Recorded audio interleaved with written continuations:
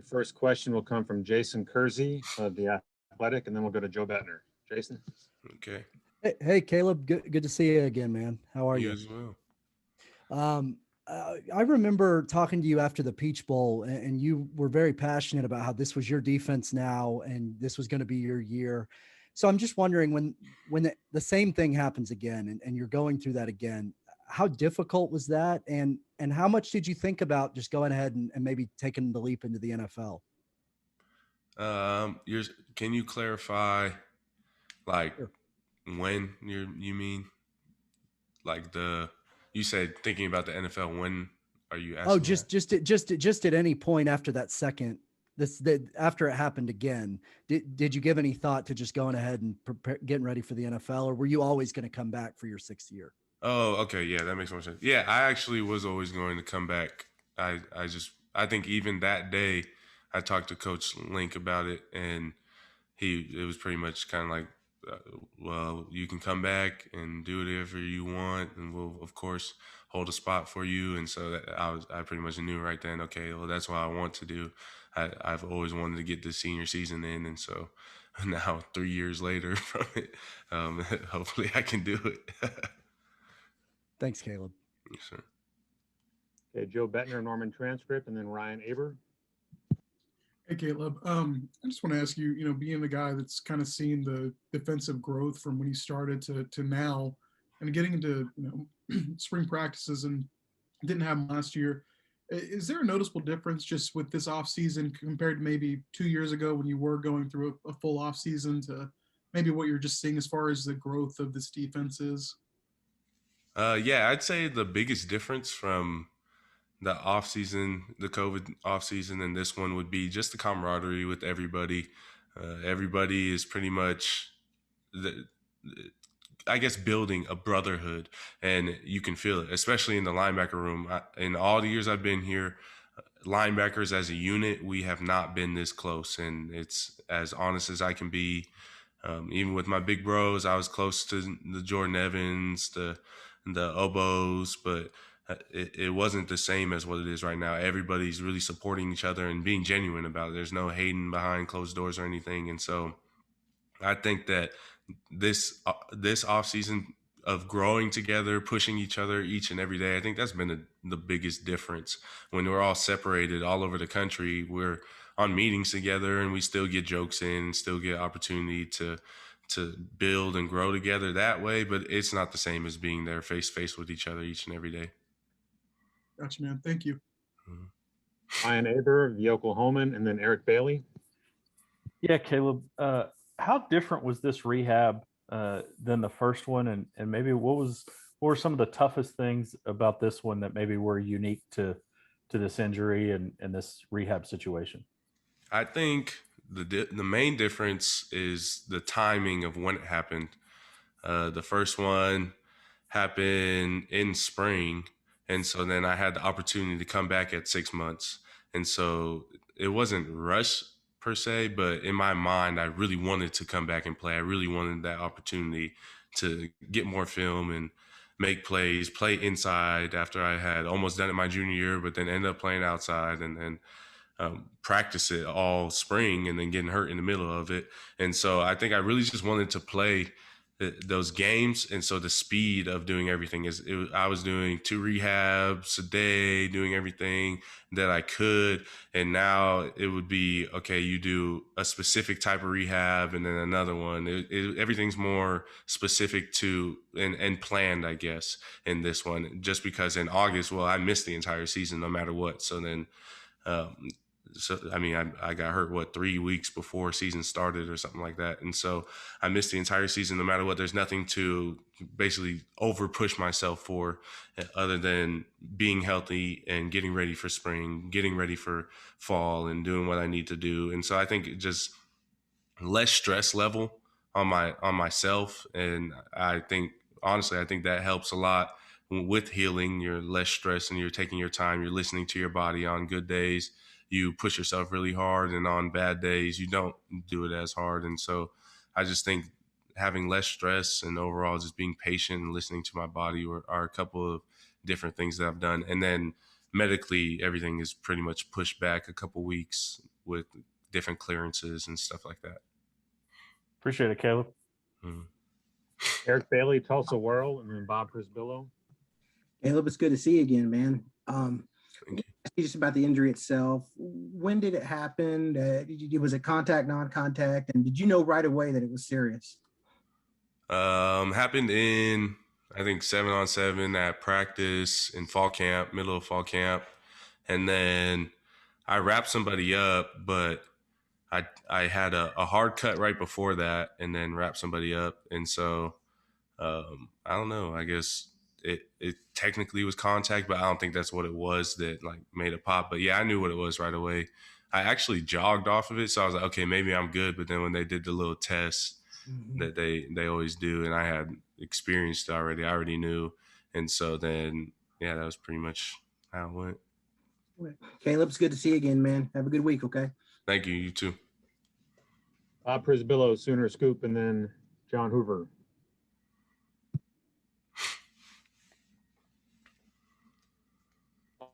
Was there ever a point in time when you thought about just walking away, or what is still driving you to keep coming back and showing the resiliency that you've done throughout the years?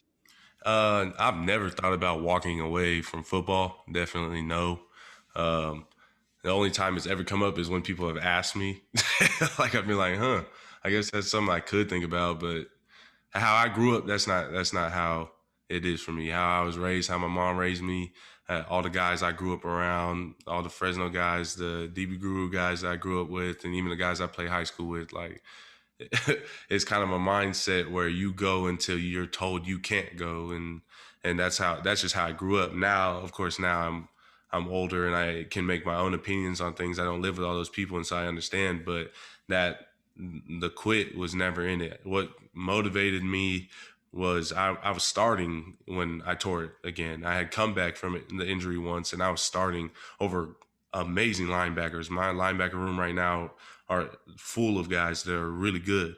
And so I actually was the starter over them after one ACL. So then I'm making plays, getting interceptions, getting forced fumbles, getting tackles for losses. They do our production every time we practice in spring and fall camp. And so I'm making those plays. I'm conducting myself as a starter and doing everything I need to do. I just got hurt again. And so when I see myself making plays and having fun, enjoying it still, there's really that thought, that fear in, oh my God, am I going to get hurt again? Like, honestly, in my opinion, like I see how hard it is because I've gone through it twice, but it's honestly, that's weakness to me for people when I see other people give into it, and everybody has their own opportunities, their own decisions to make. It's their lives. But when I see people give in to the hurt, give in and don't work as hard, don't want to do the little things that you did before, it's just kind of like a weakness to me. And so that's what drives me. Like I don't want to be weak. I don't want to be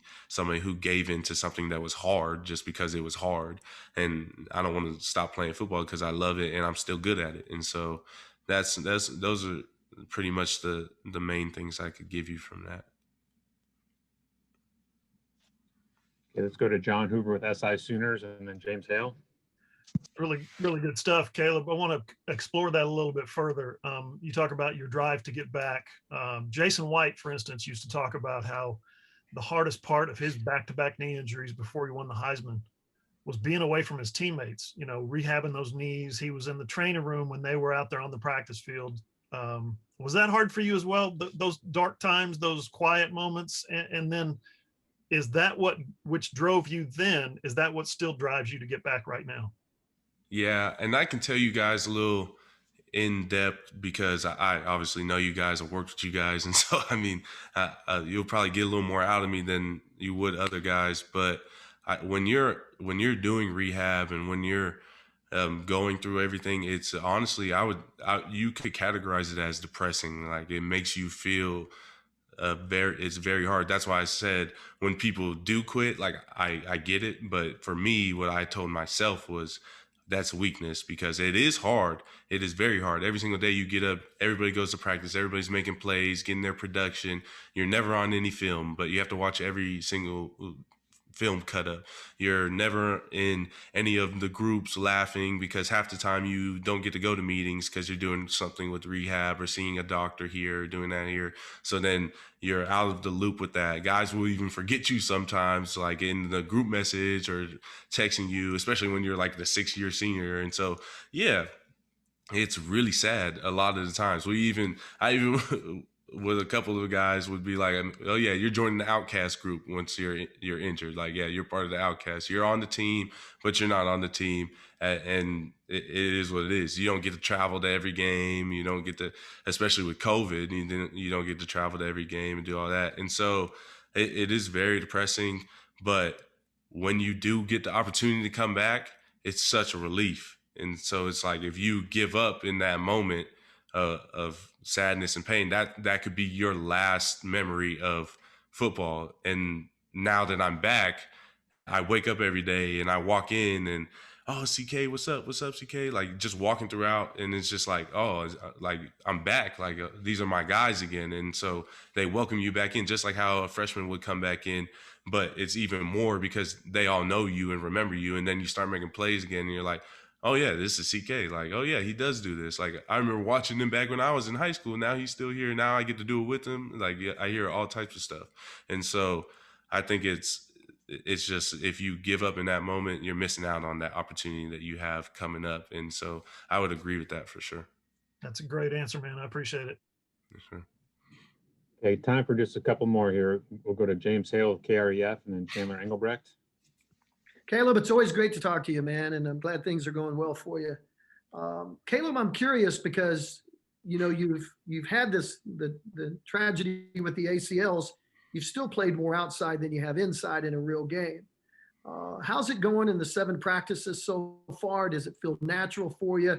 Does the knee feel natural and everything? And do you feel like a total inside backer? I know you've done all that skill work and all the just the film work and things, but does it feel natural to you right now? I think right now, if I were to be 100% honest, my mind is going faster than my knee. And so there are a lot of times where because I've seen everything so many times and done so many practices, Right. let's go. And actually at this point, today was the first day where my body kind of caught up.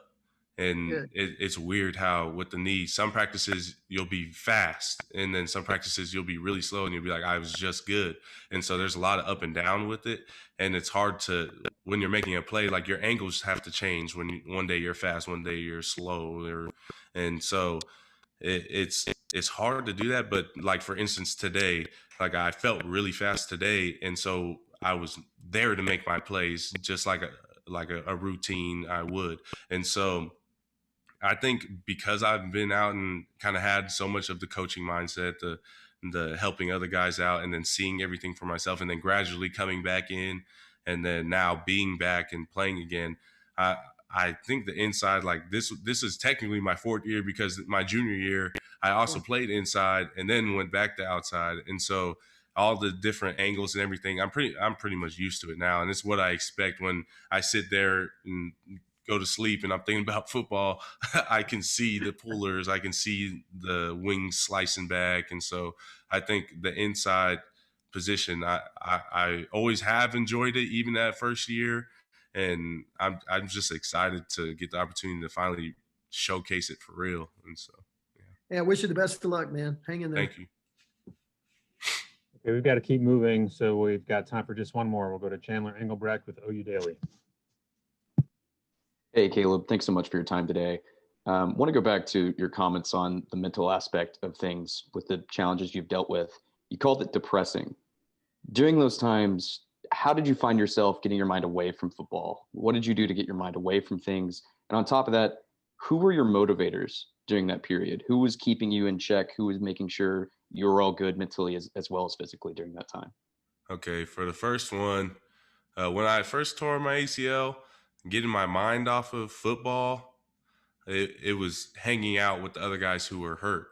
Like I said, we kind of called ourselves like outcasts. Like we were always together too. Like even on the weekends, we'd hang out with each other just because you grew that bond. They shared that experience with you. And so you really leaned on each other.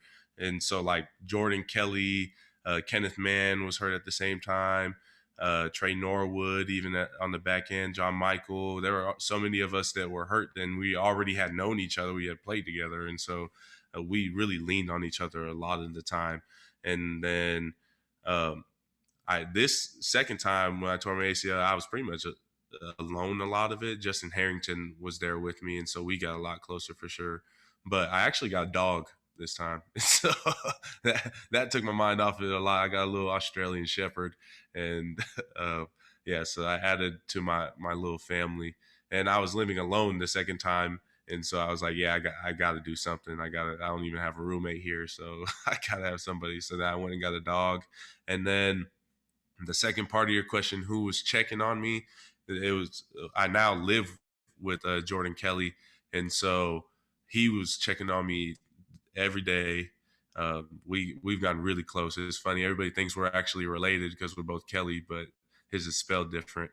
And he checked on me every day. Of course, my family, my girlfriend, but he was probably the one that was always on me. Patrick Fields, and then just my linebacker room, Deshaun White and Brian Mead.